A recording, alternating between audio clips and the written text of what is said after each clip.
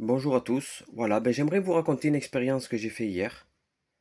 J'étais avec ma femme en train de regarder la télé, et là je reçois un appel. Vous savez les appels, les spams on appelle ça. C'est les appels où souvent il y a un petit hexagone rouge, où en gros ils disent faites attention parce que c'est un spam, enfin faut pas répondre.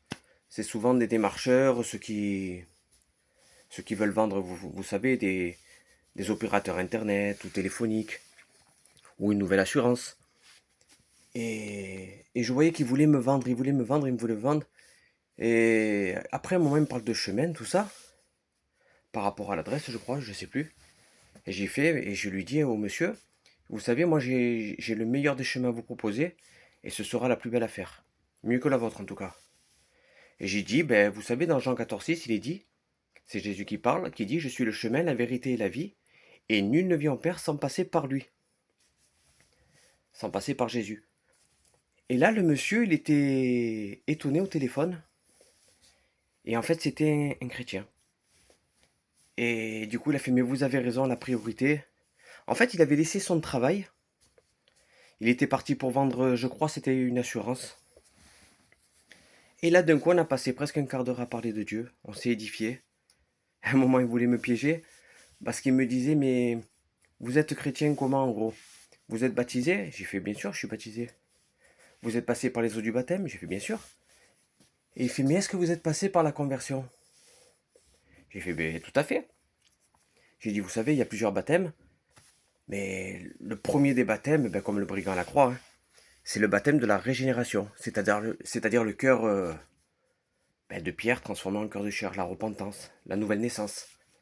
Et après, on passe par les eaux du baptême, c'est un acte d'obéissance déjà, et puis surtout d'être des témoins autour de nous de la nouvelle personne que nous sommes.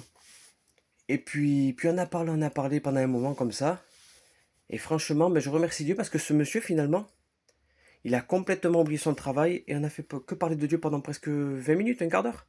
Non, pas 20 minutes, peut-être un quart d'heure. Et il m'a dit, moi je lui ai conseillé, vous irez sur ma chaîne YouTube Loïc Enfant de Dieu, et vous verrez un petit peu ce qu'on fait dans l'œuvre qu'on a en France. Parce que ce qu'il faut savoir, cet homme c'était un Congolais, il était d'Afrique. Et ce qu'il y a de beau, c'est qu'on était vraiment ensemble dans tout ce qu'on se partageait au niveau du dialogue. Il me sortait un verset, il me venait le même, dans la même seconde, tu vois, dans mes pensées. C'est là que je me dis vraiment, c'était conduit par Dieu. Surtout que moi, ce qu'il faut savoir, c'est tous ces appels. Souvent, j'ai tendance à raccrocher, bloquer le numéro et le supprimer. Comme ça, au moins, ce numéro m'appellera plus, même s'il s'appelle avec d'autres. Mais tout ça pour dire que voilà, un simple appel, finalement, a permis de parler avec ce frère qui m'a dit, je vais vous relayer avec les réseaux que j'ai moi. Apparemment, c'est un chrétien vraiment affermi. Je l'ai entendu à sa manière de parler, à sa... Après, je peux pas savoir, mais bon, je pense que Dieu connaît tout. Mais je remercie Dieu parce que voilà, au travers d'un téléphone, des fois, ça vaut le coup de parler de Jésus parce qu'au final, ce monsieur, ça lui a fait un grand bien d'avoir dialogué avec moi. D'ailleurs, il veut me recontacter. Il m'a dit, je garde votre numéro. Et je pense qu'il y a un plan derrière tout ça, que Dieu puisse bénir cet homme. Voilà. Qui finalement a mis Dieu en avant en toute chose. Parce que si vous regardez bien, qu'est-ce qu'il a fait?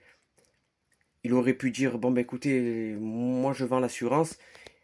Pour lui, il a perdu 15 minutes si on écoute la voix intérieur quand on est dans le monde, voilà, on se dit, ouais, mais je perds 20 minutes, j'aurais pu appeler deux trois personnes entre-temps.